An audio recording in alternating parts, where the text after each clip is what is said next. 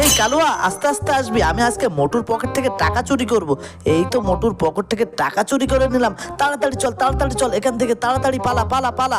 আরে এটা কি হলো? পকেটে তো টাকা তুলেছিলাম, নিশ্চয়ই চুরি করে নিয়ে গিয়েছে। ওদের একটা ব্যবস্থা করতে হবে। আরে কালুয়া, এই দেখ টাকা চুরি করেছি। মোটার টাকা কে নিয়েছে? আজকে তো তাদেরকে আমি ধরবই। এই যে আমি পকেটের ভিতরে অনেকগুলো আটা ঢেলে দিই, এবার আটাটা ভালো করে পকেটে মাখিয়ে নেই। মোটুর টাকা নিয়ে শান্তিতে থাকা না। আরে কালুয়া, ওই দেখ মোটুর পকেটে টাকা, যা তুই নিয়ে আয়। ঠিক আছে বাটুল, তুই দাঁড়া, আমি আস্তে আস্তে গিয়ে টাকাগুলো নিয়ে আসি।